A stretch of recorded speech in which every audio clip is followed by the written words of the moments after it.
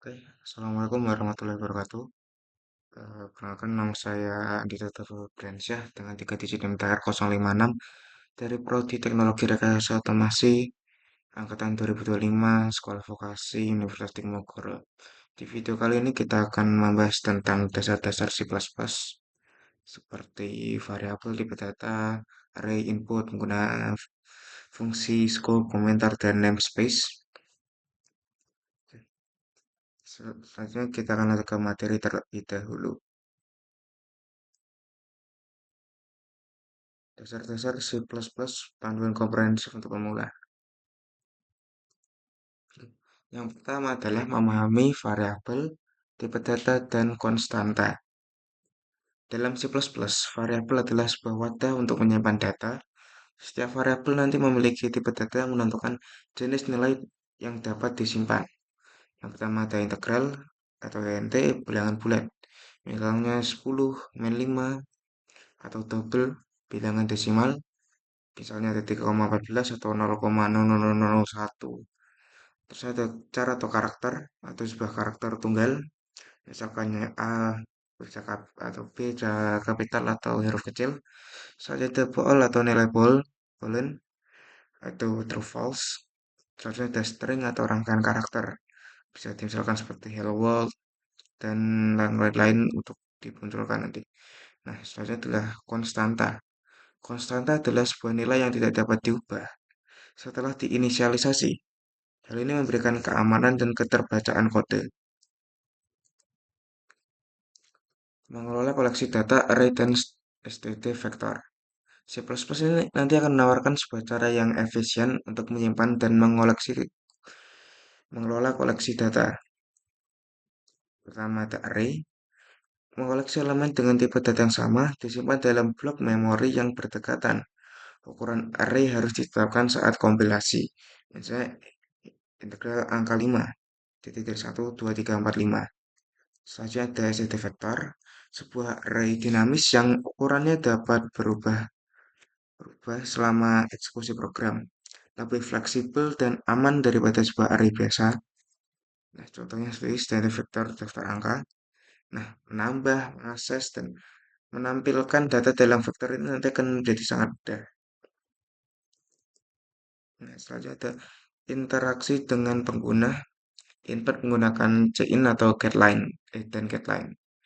Membangun sebuah aplikasi interaktif nantinya akan membutuhkan sebuah kemampuan untuk menerima input dari pengguna atau user. Nah, CN atau CIN ini untuk menginput sebuah kata tunggal atau angka.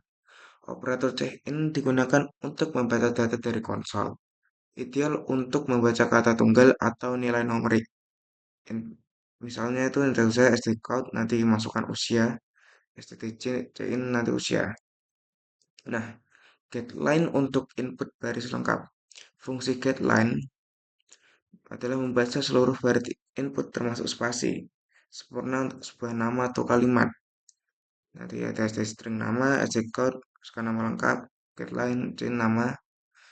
Nanti jadi cin dan getLine itu nanti seperti itu. Oke, selanjutnya ada membangun sebuah logika terstruktur, fungsi dengan parameter dan return. Nah, fungsi memungkinkan Anda mengorganisir kode menjadi blok-blok yang dapat digunakan kembali, meningkatkan keterbacaan dan pemeliharaan. Nah, yang pertama adalah membuat fungsi. Fungsi nanti akan didefinisikan dengan nama, tipe returnnya apa, dan daftar opsional. Misalnya dengan integral dulu, integral tambah, integral ke A, integral B, nanti akan di return A plus B. Nah, selanjutnya ada sebuah parameter, nilai yang diteruskan ke fungsi saat dipanggil memungkinkan fungsi beroperasi pada data yang berbeda. Misalnya integral hasil sama dengan tambah 5,3. Nah, nanti A-nya 5, B-nya 3. Nah, nilainya ini diteruskan ke sebuah fungsi tadi ya. Nilai 5 dan 3 ini akan diteruskan ke sebuah fungsi A dan B. Saat dipanggil nanti, memungkinkan fungsi beroperasi pada data yang nanti akan berbeda. Jadi A dan B. Nah, saja dan nilai return. Nilai yang dikembalikan oleh fungsi setelah selesai dieksekusi. Tipe return harus sesuai dengan yang didefinisikan. Returnnya A plus B nanti sesuai yang di atasan. Sesuai dengan fungsinya. Nah, Selanjutnya adalah memahami skop variabel lokal dan global. Skop variabel menentukan bagian mana dari kode yang dapat mengakses sebuah variabel tertentu. Variabel lokal nanti bisa dideklarasikan dalam sebuah fungsi dan hanya dapat diakses di blok itu saja. Nah, untuk variabel global nanti akan dideklarasikan di luar fungsi, dapat diakses di keseluruhan program dari atas sampai bawah nantinya. Nah, variabel lokal yang dapat memiliki masa hidup yang terbatas, untuk kata-katanya.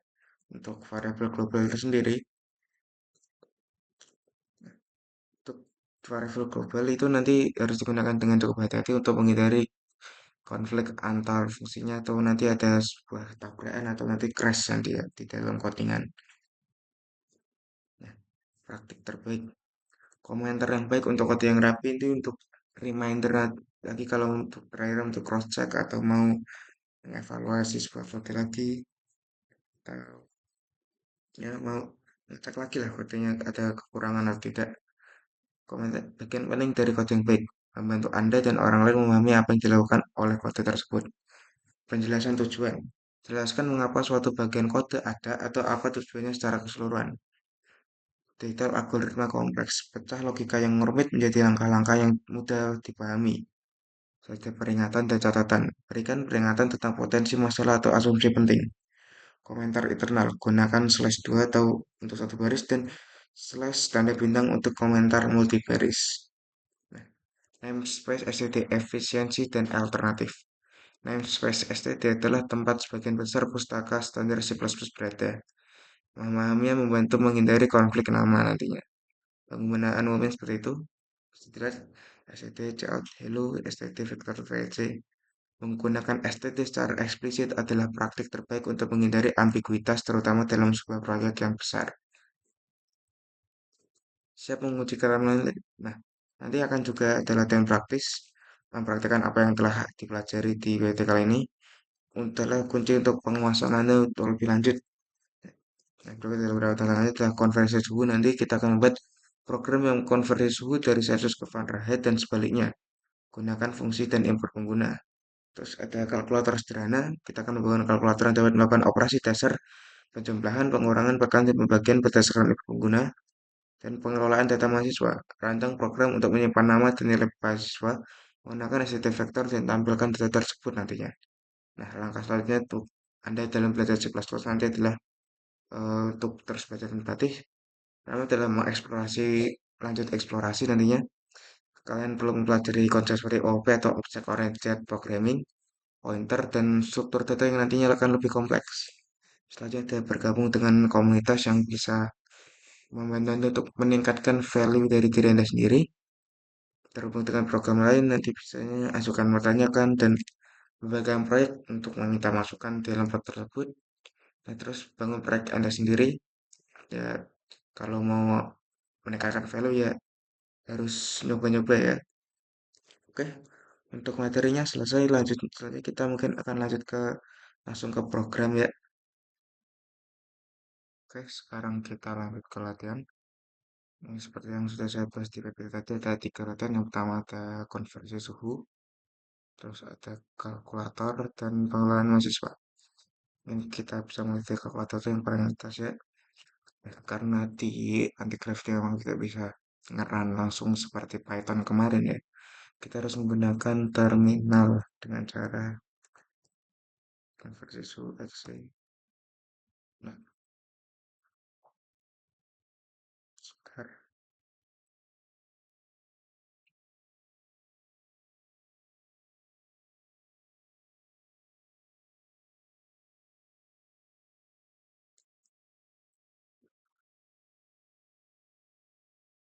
sudah saya fix jadi menggunakan AI.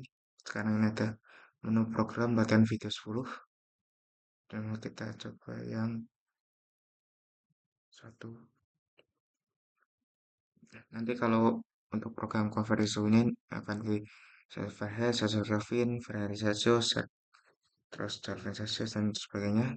Kita akan Celsius ke Kelvin saja, Fahrenheit boleh. Kita kasih ke 24. Nah, langsung muncul 27 sampai dengan 75,20 Fahrenheit. Kita no. Setelah itu muncul lagi opsi Anda ingin ke mana yang berapa, kita kalkulator.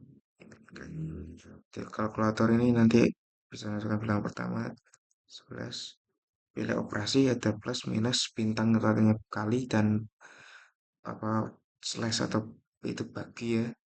Kita coba dikali. Bilangan keduanya saya mau 22 langsung. Ini untuk yang ini karena simpel saja, jadi saya tidak menggunakan yang bisa sampai unlimited gitu, tidak, saya menggunakan yang dua saja, dua bilangan, bakalan kalkulator dua bilangan saja. Ya, saya itu ketiga nama data mahasiswa, ini bisa tambah data, tambahkan semua data, tambahkan data dulu, name, sekarang saja nama 90 tes 40 tes 30, kayaknya ada grade D, tekan kembali. Oke, nanti bisa tampilkan data mahasiswanya atau cari data mahasiswa, terus tampilkan statistik. Ini masih error ya, saya itu keluar. Nah, selesai untuk demonstrasinya. Sekarang saya akan memperlihatkan kepada kalian bagaimana programnya. Oke, kita lanjutkan. Bisa kita lihat untuk yang pertama itu ada program kalkulator. Di sini saya menggunakan library IOMNIP, IOStream, dan limits. Terus using namespace std juga. Yang pertama adalah fungsi untuk clear in buffer. Kita clear input dulu. Terus nama reclaim stream size yang kita atur. Itu saya buat sedikit kayak berarti ada program kalkulator kayak judul nanti keluarnya. Terus kita definisikan dulu float, bilangan satu, bilangan dua, dan hasil nanti akan menggunakan tipe data float, dan operasi akan menggunakan tipe data karakter. Nah, caranya adalah masukkan bilangan pertama, terus yang C ini adalah bilangan satu. Setelah itu kita nanti input. Nah, jika C ini nanti fail atau yang tulisan nanti bukan cara karakter, caranya adalah input tidak valid dan tekan enter untuk melanjutkan. Terus get continue nanti akan mengulang dari awal lagi. Satu, kalau berhasil akan lanjut ke checkoutnya pilihan operasinya. Nah, di sini saya membuat 4 variasi plus min, kali, dan bagi. Untuk C-nya nanti akan dioperasi dan tinggal ditulis saja mau yang mana. Terus masukkan bilangan kedua atau dan C-in bilangan 2. Yaitu C-in cover kelas tadi sama. Yaitu checkoutnya akan ke N. Ini sebuah hak kayak pembatas nanti. Terus ada Z, checkoutnya nanti hasil. Terus ada operasi valid akan menggunakan boolean, kalau perasaan akan muncul true, terus nanti switch operasi case plus, hasilnya teman-teman bilangan satu tambah bilangan dua, caranya adalah bilangan satu tambah bilangan dua jadi hasil, dan nanti break case lanjut. Ini ada if else atau booleannya. Untuk in case if-nya nanti ada bagian apa, kalau error adalah berbagai dengan nol diperbolehkan di nol, dan jika memang error operasi tidak valid nanti akan false break. Terus checkoutnya lagi nanti ingin menghitung lagi atau tidak, ya, atau jika ia akan ulang dari awal, jika nanti akan langsung selesai, akan muncul terima kasih telah menggunakan program kalkulator, checkout lagi dan retur 0. Nah, itu untuk program yang kalkulator. Selanjutnya saya akan menjelaskan tentang yang konversi suhu. Seperti tadi kita menapi extreme limits, terus sama ada fungsi data buffer. Seperti tadi akan program konversi suhu, terus nah ada efeknya nanti untuk pilihan float, nanti untuk suhu dan hasil. Nah, akan ada checkout seperti list, nanti ada 1, 2, 3, 4, 5, 6 yang ada Celsius, Fahrenheit, dan jenis-jenis, dan ya, satuan Anda ingin menukar satuan apa, mengonversi satuan apa jadi satuan apa. Terus nanti ada check-in file. Ya, jika Anda tidak memasukkan antara angka dari 1 sampai 6, akan menentukan bila tidak valid dan takar enter untuk melanjutkan. Saya itu continue ulang dari awal. Terus akan selanjutnya sudah Ada check out masukkan nilai suhu. Nah, check innya nanti akan diisi suhu. Nah, jika check innya fail, nanti akan muncul info tidak valid dan tekan enter untuk melanjutkan seperti biasa. Terus tadi check outnya ada end fixed set precision dari 2. Nah, ini ada switch atau pilihannya. Ada Celsius Fahrenheit. Nah, ini juga ada rumus-rumusnya. Ini suhu inputnya tadi dikali 9 dibagi 5 tambah 32 untuk Celsius Fahrenheit. Dan ini inputnya dan ini ada operasi-operasi hitungannya. Bisa dilihat. Oke, jika sudah akan muncul hasilnya. Setelah itu eh, akan muncul tulisan ingin konversi lagi atau tidak. Seperti tadi, jika yes akan ulang, jika no akan berakhir, dan untuk tulisan terima kasih telah menggunakan program konversi suhu. Oke, selanjutnya ada program pengenalan mahasiswa. Nah, untuk yang ini kita tambahkan dua library yaitu string and vector. Terus struktur menyimpan data mahasiswa. Jadi untuk mahasiswanya ada string name, nama, terus ada nanti float untuk nilai tugas, nilai UTS, nilai UAS, dan nilai akhirnya nanti akan muncul berapa. Terus ada string lagi grade-nya dari A sampai apa tadi saya lupa. Oke, terus akan kita muncul dengan void clear input, CN-nya clear, ignored number-nya ada stream size maksimal nilai nanti. Terus fungsi untuk menghitung nilai akhir dan grade. Void hitung nilai mahasiswa. Kita anggap dengan LHS untuk peningkatan untuk efisiensi. Nah, untuk nilai akhirnya nanti seperti ini. Perhitungannya nilai tugasnya 0,3, UTS 0,3, dan nilai UASnya 0,4. Nah, tentukan grade-nya nanti akan seperti ini. Dari kalau di atas 85, A, di atas 70 B, di atas 60 C, di atas 50 D, terus di bawah 50 nanti akan langsung terkonversi menjadi E. Setelah ada fungsi untuk menambahkan data mahasiswa. Nah, void tambah mahasiswa, faktor mahasiswa, data mahasiswa. Ada sistem CLS di sini. Terus ada tambah data mahasiswa seperti headline nanti. Terus akan muncul checkoutnya ada NIM, terus nanti kalau udah di input ada NIM mahasiswa, jadi terus nama mahasiswa nama, MHS nilai tugas, ini adalah nanti menjadi sebuah variabel yang bisa dipanggil lagi untuk di bawah-bawahnya. Jadi terus jika nilai tugasnya dari 100 yang berita valid, nilai RCT 0 sampai 100, nilai UTS sama juga 0 sampai 100, UAS juga 0 sampai 100, terus nanti hitung nilainya, data kita tambahkan nilai akhirnya seperti ini. Nah, tekan enter nanti untuk kembali. Nah, fungsi untuk menampilkan semua data mahasiswa. Nah, untuk menggunakan ini berarti Anda perlu menginput beberapa mahasiswa karena sebelumnya tadi saya juga sudah coba kan, tapi hanya nilai satu mahasiswa saja dan programnya error. Jadi sepertinya harus nambahin lebih dari satu mahasiswa supaya terlihat karena itu juga ada beberapa opsi kan cukup banyak. Jadi mungkin untuk statistik jadi itu perlu lebih dari satu datanya dari satu mahasiswa datanya ya. Oke,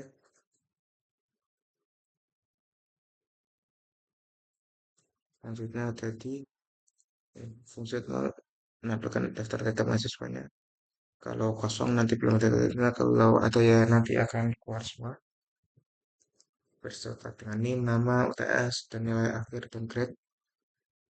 Ini ada namanya kalau di Python kita punya GUI untuk di C++ jujur saya belum tahu. Anggap aja UI saja. Bukan UI juga sebenarnya kayak hiasan saja nanti di supaya di terminal ada garis-garis terlihat lebih rapi. Nah, tekan enter untuk kembali. Fungsi untuk mencari data sesuai berdasarkan NIM. Nah, ini untuk mencari data mahasiswanya sesuai NIM. Jadi tinggal ngetik sesuai NIM akan menggunakan fungsi search nanti. Checkoutnya nanti kalau belum ada data mahasiswa kita akan dikembalikan seperti tadi. Media steering name, masukkan name yang dicari, nanti akan telepon the false yang gini. Kita akan search, itu sudah ditemukan, langsung keluar semuanya. Dari name, nama, nilai tugas, UTS, UAS, akhir, dan grade-nya berapa. Terus ditemukan, disuruh input yang baru, dan tekan untuk enter kembali. Selanjutnya ada fungsi untuk menampilkan statistik nilai-nilai dari mahasiswa. Langsung ada untuk headline statistik data nanti. Terus hitung statistiknya yang dapat nilai A berapa, nilai B berapa, C berapa, D berapa, E berapa, terus total nilai, nilai max, nilai ini, nilai minimal, terus ada kita mahasiswanya, terus untuk rata-rata nanti kita ngambil dari total nilai dibagi data mahasiswanya dan dalam bentuk float nanti tipe datanya terus nanti akan keluar seperti ini. Oke, seperti itu. Terus pengumpulan data mahasiswa ini untuk tampilan UI awalnya nanti seperti ada pengumpulan data mahasiswa terus 1, 2, 3, 4, 5 seperti tadi. Dan switch pilihannya nanti akan diteruskan setelah itu return 0. Return 0 ini ada bisa kalau di Python nanti bisa kita anggap sebagai N. Oke, mungkin sekian untuk video kali ini.